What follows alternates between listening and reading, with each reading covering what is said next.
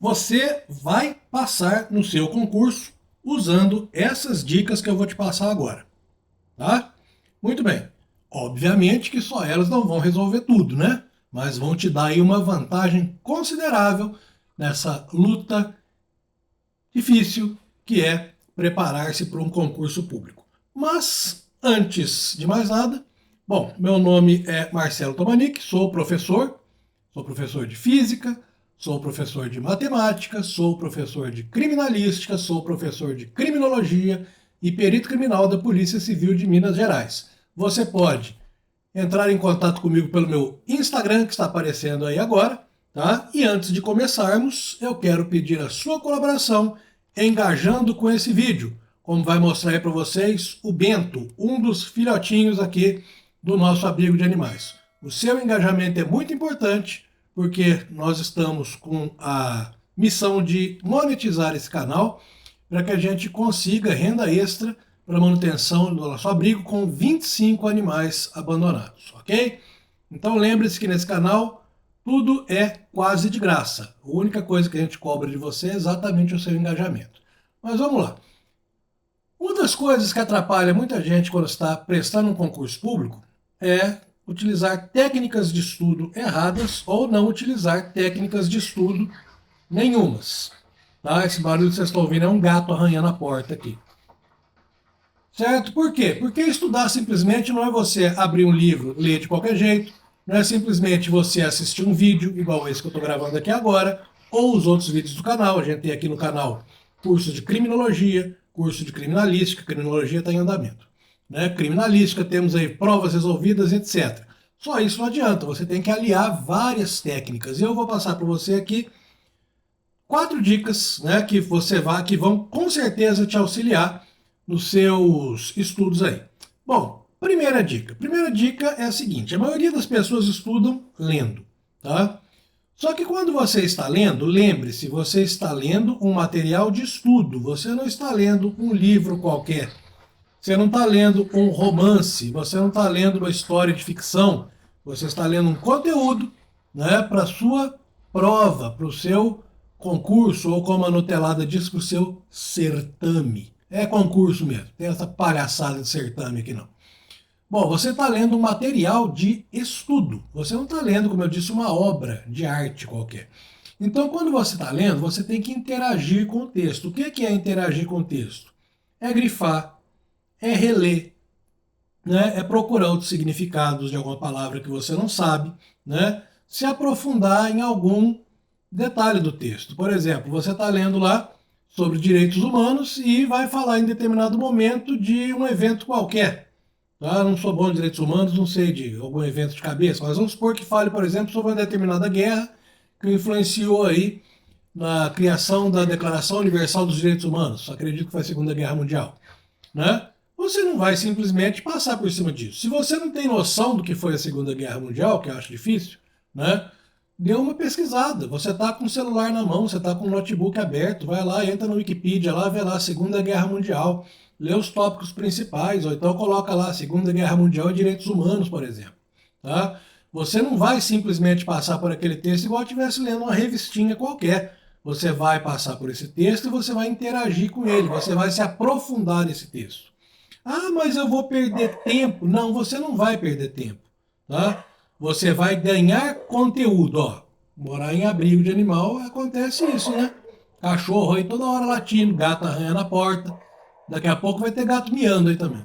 Então, voltando, você não está perdendo tempo quando você faz isso, você está ganhando conteúdo. É melhor você ler metade do texto todo com profundidade do que ler o texto todo e depois que acabar não se lembrar mais de porcaria nenhuma, tá? Segunda dica é a seguinte: obviamente, né, que quando você está estudando, você vai fazer alguma anotação. Agora, como é que é a sua anotação? Sua anotação não pode ser uma anotação qualquer, igual essa aqui que está na minha mesa aqui, ó, tudo atrapalhado, cheio de bem rabiscado, nem sei o que é isso. Né? Sua anotação não pode ser desse jeito. Sua anotação tem que ser uma coisa compreensível para você, seja ela um resumo, seja ela uma síntese, seja ela uma estrutura de tópicos, seja ela um mapa mental. Fazer resumos é muito bom.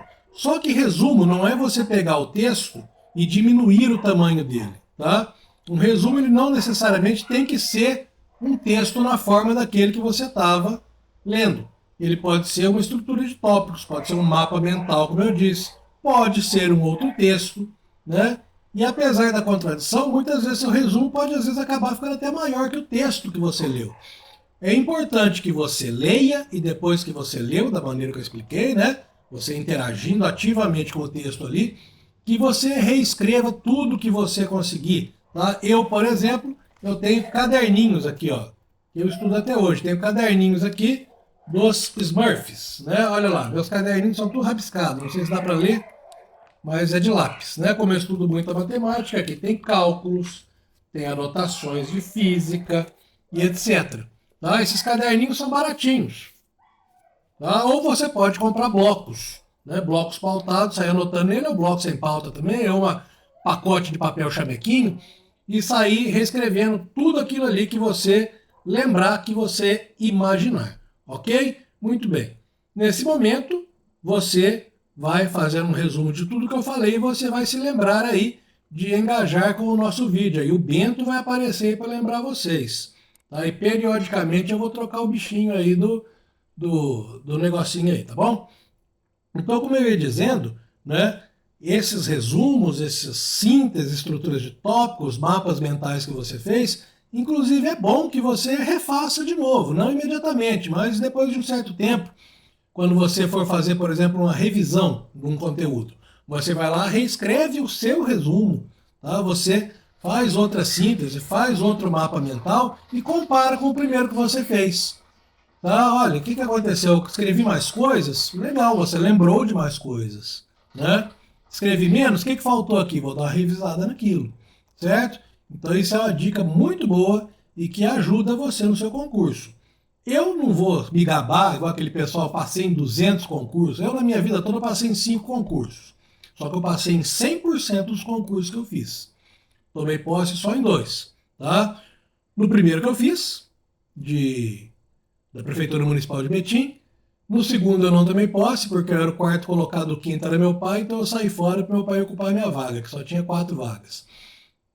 Depois eu fiz esse que eu estou atualmente, de perito criminal da Polícia Civil, né? Daqui 3 anos, inclusive, já estou me aposentando. E fiz mais 2 para professor do Cefet de Minas Gerais. Não assumi desses 2 porque eu não consegui conciliar as cargas horárias do Cefet com as da polícia. Tá? Agora você vê aí caras que falam, principalmente esse cara que vende mentoria, passei no concurso de auditor Mega Power Blaster da Câmara Federal dos Deputados com salário de 350 mil reais. Aí o cara passou num concurso desse, você vê depois que ele passou em mais 20 concursos, não ficou em nenhum e está aí vendendo mentoria. Tá? Então o que eu estou te falando aqui são coisas que eu fiz, que deu certo, e coisas que eu instruí os meus alunos a fazerem e que também deu certo. Porque eu trabalhei com preparação para vestibulares durante muito tempo, durante mais de 20 anos. Né? Isso aí antes de aparecer o Enem, cada faculdade tinha lá o seu vestibular próprio. E já que estamos falando em faculdade e vestibular, depois que você fez isso tudo, você tem que testar a sua capacidade de... A sua capacidade não, né? Testar a eficiência do seu método de estudo. Como é que você faz isso? Resolvendo questões, resolvendo simulados. Qual que é a diferença de resolver questões para resolver simulados? Quando você está estudando um determinado assunto, você vai resolver questões daquele assunto. Tá? Então, por exemplo, eu estou estudando física. Estou estudando ali lei de Coulomb. Então você vai resolver questões de lei de Coulomb. Aí você fechou o conteúdo. Olha, fechei todo o conteúdo de física para o concurso de perito da Polícia Civil de Minas Gerais. O que você vai fazer? Vai fazer simulados. Como? Você vai pegar, vai olhar a banca organizadora do seu concurso, né? O último aqui em Minas Gerais foi a FGV, vai procurar por provas de física dessa banca, tá? Estou dando exemplo de física, e você vai resolver essas provas, tá bom? Com isso, o que você vai pegar? Você vai pegar o estilo da banca, o estilo da cobrança, né, de questões dessa banca. Quando eu era professor de pré-vestibular, né, lá no início dos anos 2000, eu, por exemplo, era especialista no vestibular do FMG. Né? Inclusive, 2 vezes eu já falei, vai cair questões desse tipo. E caíram questões praticamente do jeito que eu falei. Tá? Então você vai se acostumando com o estilo, que a banca vai cobrar as questões de você. Então essa é a diferença. Resolver questões você resolve quando está trabalhando com um tópico da matéria. Quando você encerra o conteúdo, você faz simulados. E aí você vai ver se você absorveu bem o conteúdo estudado ou não. Você vai ver se você familiarizou-se, né, com o estilo da banca. Você vai estranhar nos primeiros. Provavelmente você não vai ir tão bem, porque se você está acostumado, por exemplo, a resolver questões aí da Sebrasp, que é aquela banca do demônio, né, que tira pontos se você erra, ou da Vunesp, né, que já é uma banca mais civilizada, na hora que você pega uma FGV, uma FUMARC, você vai notar diferenças de cobrança. Então você vai estranhar e possivelmente você não vai se dar bem nos primeiros simulados. Mas você persiste, vai fazendo outros, tá? E com isso você vai vendo a sua evolução, tá bom? Inclusive temos provas resolvidas aqui no canal, principalmente de física e matemática. Né? Agora eu vou começar a colocar também provas de criminalística, de criminologia, vou colocar aí no último concurso da Polícia Civil de Minas Gerais, tá bom? E a última dica, né? Última dica que eu só vou passar para vocês se vocês fizerem o que o Bento está pedindo aí para vocês. Engajem com esse vídeo. Nós precisamos de você para comprar a comidinha dele aí, ó. Tá? Uma dica que quase ninguém faz por preguiça. Leia o bendito edital do seu concurso. Ah, mas eu vou ler o edital é muito grande. É muito grande. Só que ele é menor que a decepção que você vai ter de ser desclassificado no concurso por alguma coisa que você deixou passar no edital. Entendeu? Eu já vi pessoas que não leram o edital, não estudaram um conteúdo que era cobrado. Ou outras pessoas que não leram o edital, estudaram o que não era cobrado. Ou seja, as duas perderam tempo. Tá? Principalmente a segunda, perdeu tempo estudando o que não ia ser cobrado. Então você lendo o edital, você vai ter ali o conteúdo todo, tá? Você vai estudar só o que o seu edital está prescrevendo ali, né, no seu conteúdo, não vai além daquilo, certo? Ou você vai evitar de não estudar o que está sendo pedido. Isso para começar. Ah, mas e se eu estudar por aquele conteúdo e cair uma coisa que não está no conteúdo? Aí você entra com recurso, tá? Você entra com recurso, coloca, olha, essa questão cobrou o assunto tal, que não está previsto no edital, conforme página tal, tá? E você sabe o que vai acontecer com isso? Você vai ganhar um ponto, porque provavelmente vão ter que anular a questão que você talvez tivesse errado, tá? Bom, outra coisa de ler o edital é o quê? Saber onde, saber não, né? Saber a data da sua prova. Por incrível que pareça, tem gente que perde a data da prova, tá? Concursos policiais, principalmente, todos os documentos e exames que você tem que providenciar, tá? O seu teste de aptidão física, tem gente que treina só para isso, né? Só para o teste de aptidão física, porque é gordo, né? Então só precisa fazer exercício aquele dia na vida. E o que acontece? Tem pessoas que treinam exercícios que não estão lá, ou que não treinam o exercício que está lá, tá? E, como eu disse, por maior que seja o edital, né, ele ainda é menor que a sua decepção de não passar em um concurso público, principalmente naquele que você tanto deseja, certo?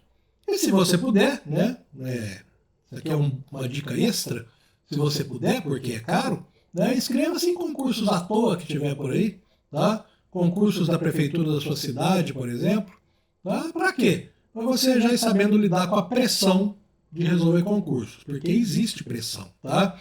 Tem gente que vai chegar no concurso, tem uma turma que vai chegar no concurso com aquelas camisas assim, da mentoria, Black Power School, caveirão, sou foda, né? E normalmente você acha, nossa, aquele pessoal tá tão preparado, nem sempre, tá? Na verdade tá lá só usando camiseta, nem estudou, tá indo lá só para botar pressão nos outros. Muitas vezes a inscrição é paga até pelo cursinho aí para levar esse pessoal. Eu, quando eu fiz meu primeiro vestibular na FMG, tá? Eu lembro que eu estava lá sentado, esperando a prova começar, de repente chegou a galera com a camisa do Pitágoras, que era o pré-vestibular mais fodão de Belo Horizonte, que inclusive eu dei aula até o ano de 2008, né? Bem depois, é óbvio, que eu estava fazendo vestibular, tá? E aquilo ali era para abalar o pessoal, para tirar a tranquilidade do pessoal. Depois que eu fui trabalhar nesse pré-vestibular, muitos que iam fazer prova eram alunos do cursinho que às vezes ganhavam uma bolsa, alguma coisa ali, para poder fazer essa propaganda, para desestabilizar os outros. Para quê? Para que os alunos do cursinho tivessem mais chance de passar. Certo? Então é bom você fazer esse concurso para já ir lidando com esse ambiente de pressão, para você inclusive saber o que você não pode fazer, como não se portar, o que você não deve levar, apesar que isso não é previsto em edital, então leia o edital, tá bom? E isso é suficiente para você passar? Claro que não, né? Você vai ter que estudar, você vai ter que se esforçar, mas essas dicas vão te dar uma vantagem considerável em relação aos outros concurseiros, ok? Agora, nada vai adiantar também se você, depois de assistir esse vídeo, não engajar com ele. Já é a quarta, quinta, sei lá que vez que eu estou pedindo isso. Estou mendigando o seu like, a sua inscrição, porque o Bentinho aí tá com fome, ele precisa comer, a ração tá cara. Viu, gente? Então ajudem esse canal a se monetizar, tá? Para a gente continuar levando conteúdo grátis aí para o pessoal que se prepara para concursos e vestibulares. Nesse canal nunca nada vai ser cobrado, tá bom? Esse canal aqui nunca vai ter nada exclusivo para quem paga, tudo aqui vai ser liberado para todo mundo. Mas o que eu peço para vocês é simplesmente isso, tá? Engajem com esse vídeo para ajudar eu e a minha esposa a mantermos o nosso abrigo de animais. Como eu disse, são 25 animais, tá? Que foram resgatados em situação de... só 2 que não em situação de abandono, tá? Então, muito obrigado pela sua audiência qualificada. Meu nome é Marcelo Tomanic, sou professor, tá? E sigam o canal, tá? A gente está aí colocando aulas grátis aí de criminalística, criminologia, provas resolvidas, tem algumas aulas de física, eu não sei se eu vou continuar com as aulas de física, porque o conteúdo é muito enorme, talvez eu faça aulões de tópicos determinados, mas sempre vai ter aula nesse canal, porque eu sou professor e eu gosto de dar aula. Tchau para vocês.